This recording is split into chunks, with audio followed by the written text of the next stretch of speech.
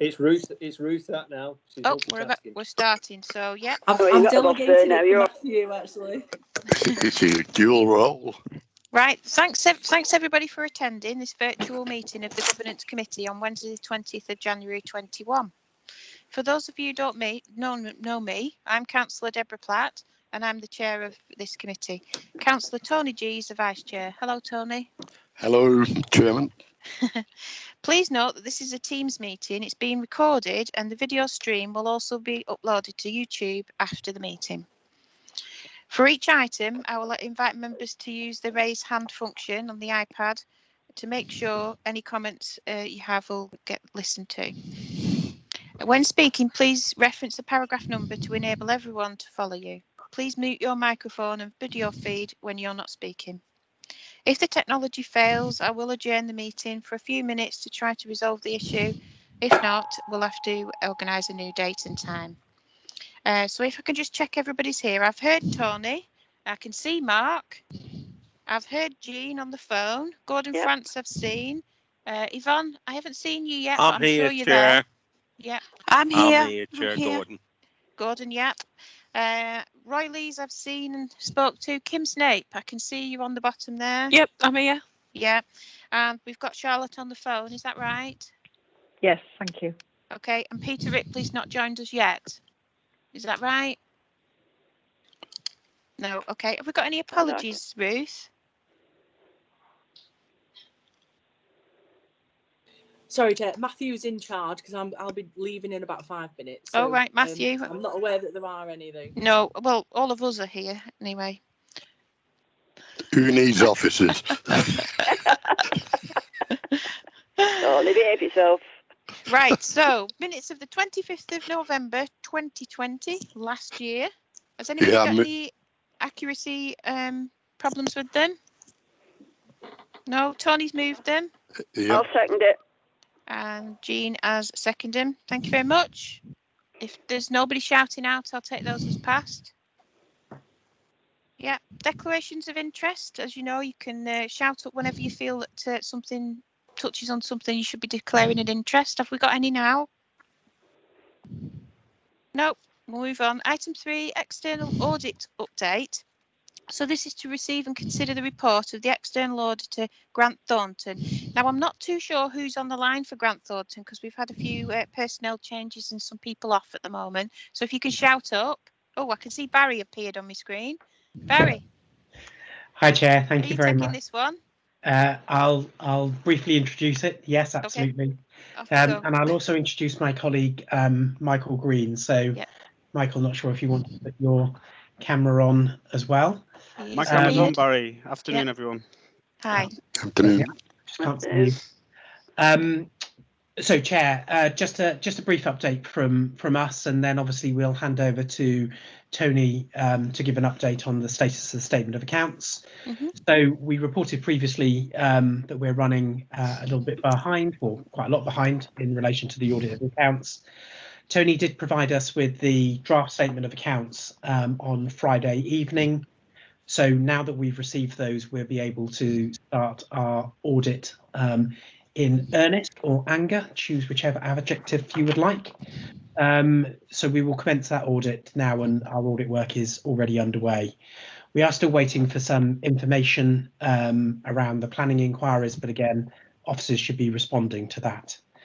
The reason that Michael is joining the call today is, unfortunately, I'm going to need to hand over again as engagement lead over to Michael. That's because I've got a different role and also a number of other audits that are still dragging on into 2021. So in order to make sure that you get appropriate leadership across the accounts process, we've introduced Michael, who has a little bit more capacity. I'm sure he will disagree with that. So I will hand over to Michael to give you an update as to next steps and where we are as we go forward. Michael, over to you. Thanks, Barry. Afternoon, members. Very pleased to be here today. It's quite ironic, actually. I mean, I was born and brought up in Chorley. I lived there all my life until recently. So, you know, nice to be involved with the audit. As Barry said, I'm picking up the audit for 1920 and seeing it through to completion. It's also quite good because I'm based in the northwest, out of the Manchester office, so I've got that local knowledge and presence. As Barry said, we received the draft accounts on Friday afternoon. And we've already had discussions with management this week around, getting the audit up and running and through the work. Obviously, it's a much delayed piece of work, and conscious that we're moving towards the end of 2021 at the end of March. So we are aiming to get all the work done in advance of the end of March, really, so that we don't start having two audits running into one. So that's the plan. But obviously, we'll keep working with officers throughout the process, and we'll obviously keep yourselves up to date and informed, whether through our formal reporting or if any issues crop up along the way. I didn't have anything else I'd propose to say at this stage, but great. I'm happy to take any questions. Thank you, Michael. Has anybody got any questions for Michael or Barry? Nope. All quiet.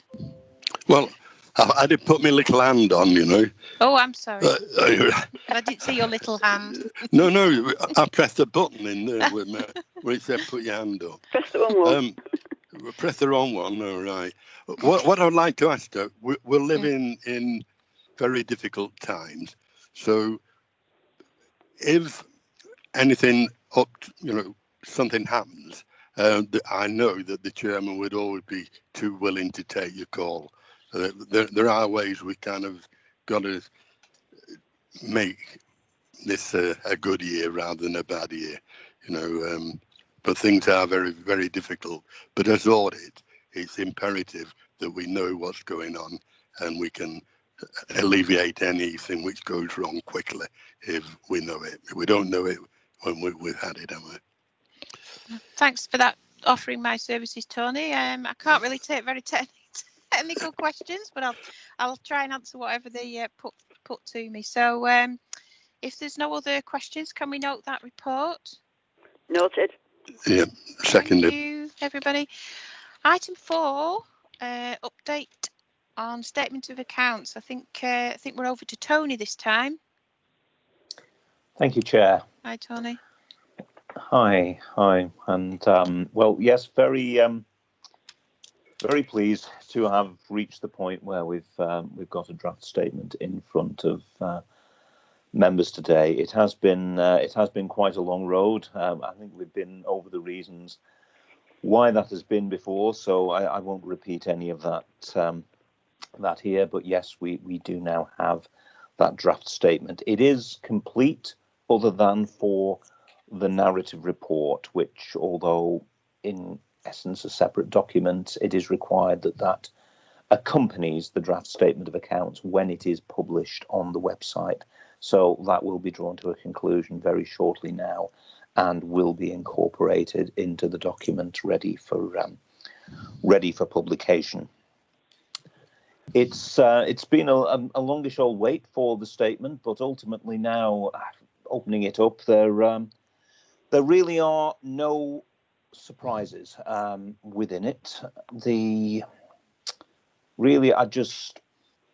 I'll just go to 2 specific pages within the statement itself, and the first of those on agenda page 39, and just to emphasize the key point that's there, this is the expenditure and funding analysis, which the bottom of the 2020 columns, it has the all-important figure. It says we started out the year with just over £10 million worth of usable reserves in the general fund, and we have actually finished up the year with £688,000 more. So finished the year with £10.762 million in those reserves. Now, just to go back a couple of pages to page 37 and the balance sheet, Just to highlight a couple of the figures on there. Having said there were no surprises, there are one or two, there are some big changes in some of the numbers on the balance sheet. So just to emphasize what's going on there, though again, none of it will come as I think as any surprise. And just at the very, very top of the balance sheet, the figure for property, plant and equipment, quite a big jump from 92 million up to over 136 million. And yes, I'm sure members will immediately recognise the vast bulk of that represents the purchase of Logistics House. And there are some other asset works during the year that have gone in there as well. And then that is also, if we look further down at the long-term borrowing, the jump that you will be expecting to see there, effectively matching to a large degree the increase in property, plant and equipment. And then just a little further down, the figure for cash and cash equivalents, rather a big jump again from 3 million up to getting on for 9 million. And that's also reflected if we look just the next item down. The short-term borrowing has gone from 2.2 million up to approaching 6.7 million.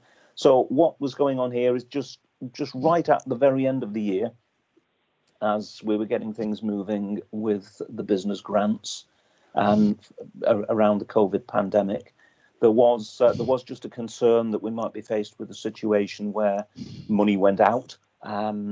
Quite a lot of money might go out before we actually got the government support coming back in. We knew the government support was coming, but it really was a question of the exact timing.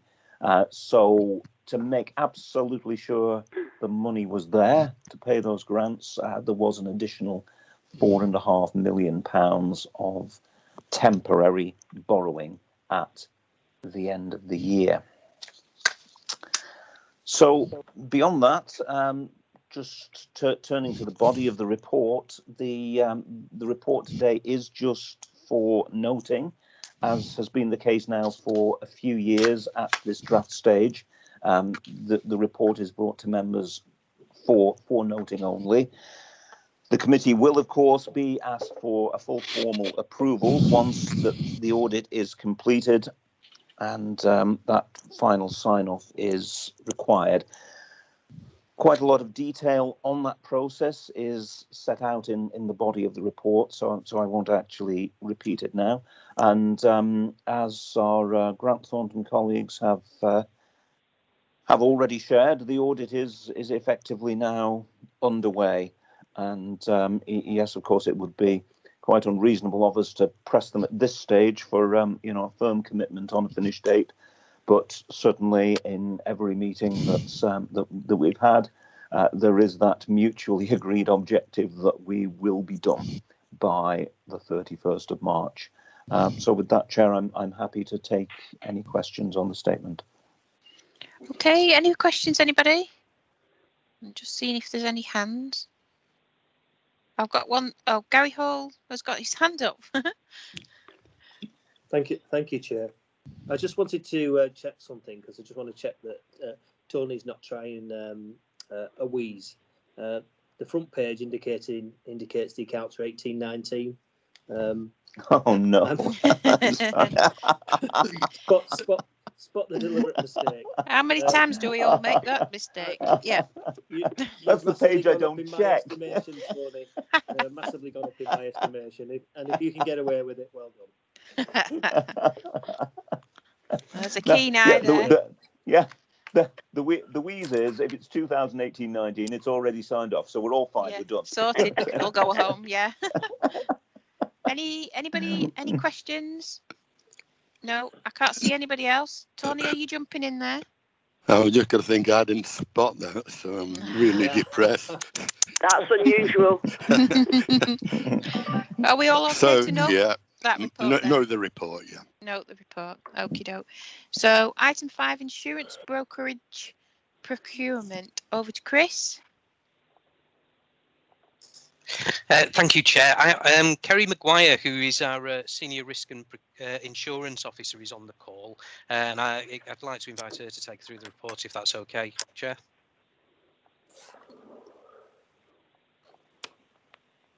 Hi, Kerry. Hi, Off you go. Chair. Thank you.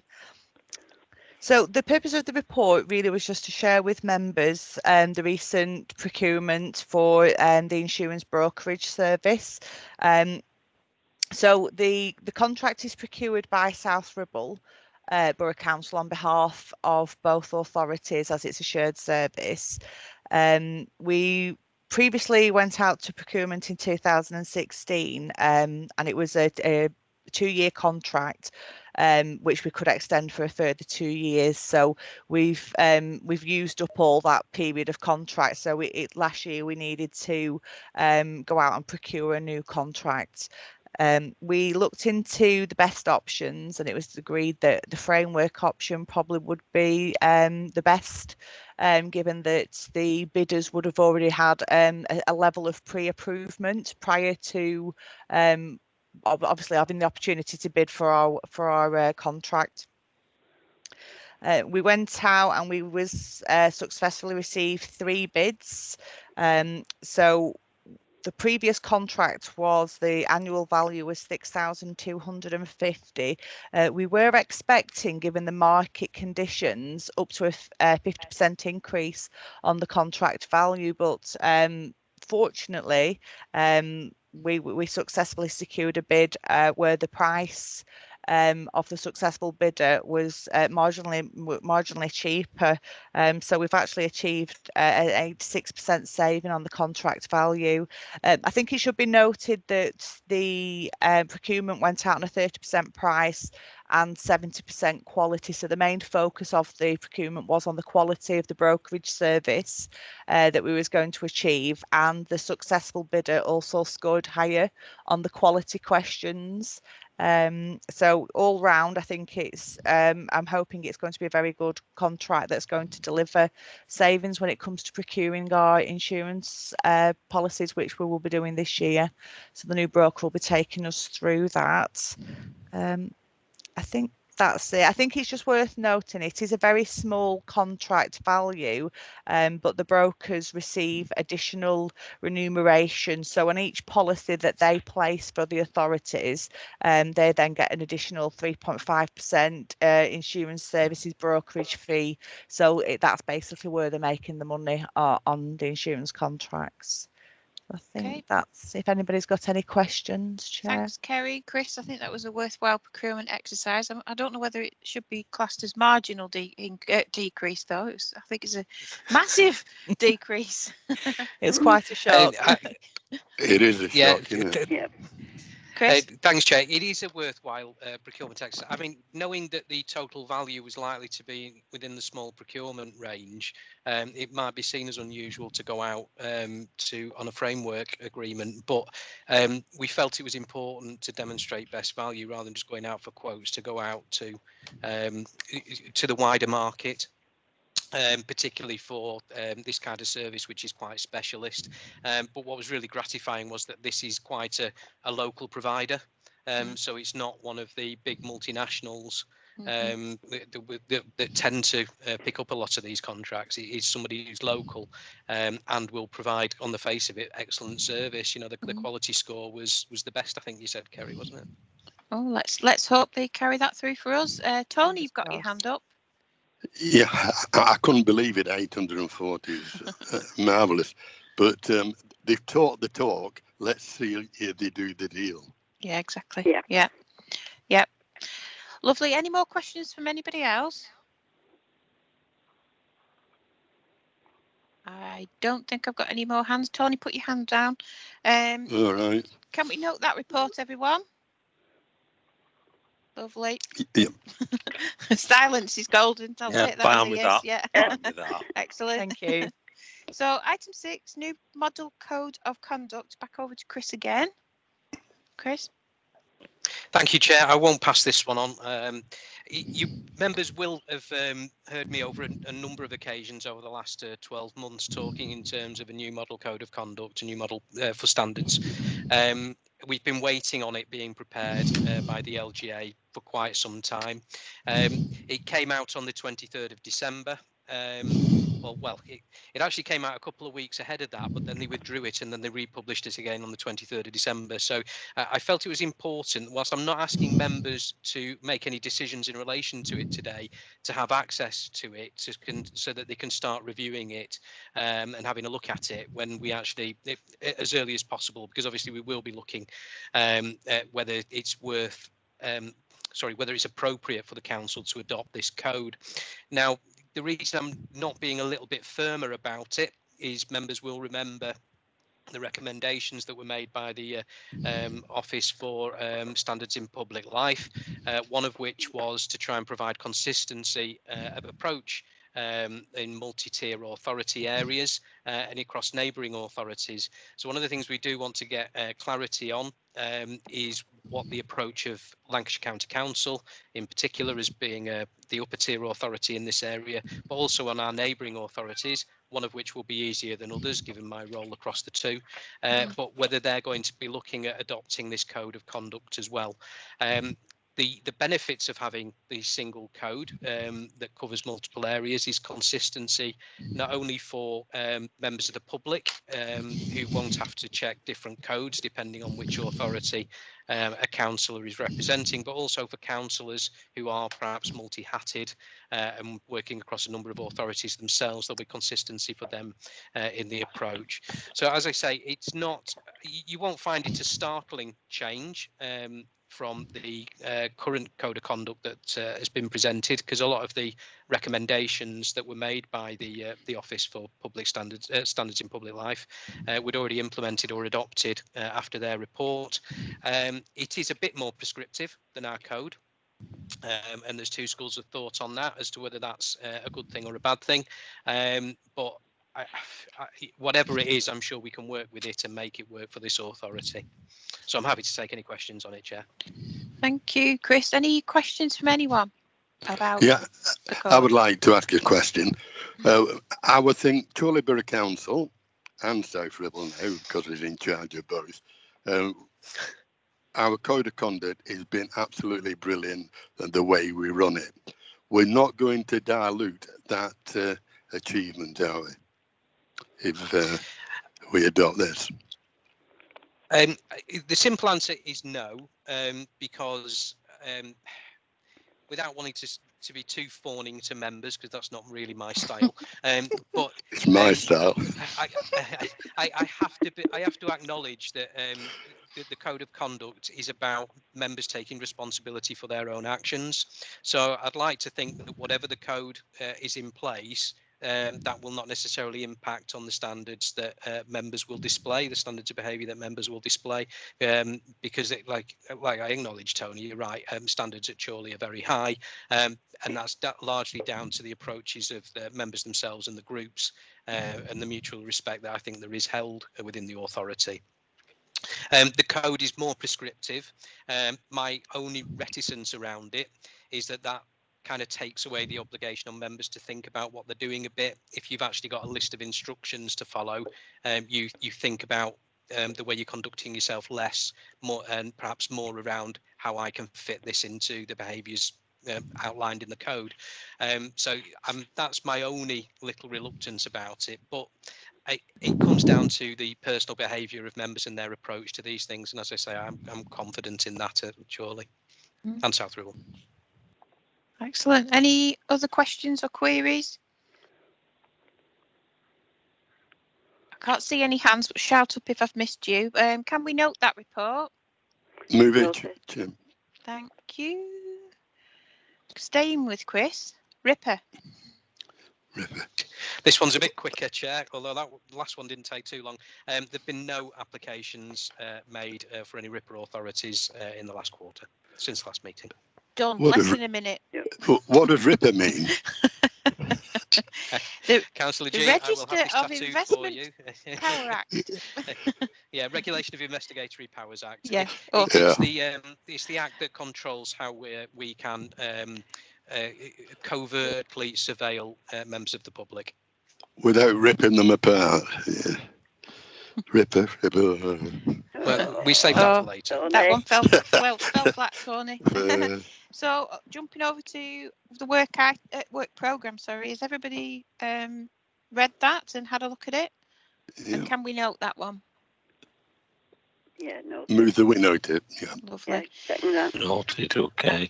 So item 9, I haven't had any items, but we did have some staff appointments. I don't know whether you wanted to update members of the committee with those staff appointments.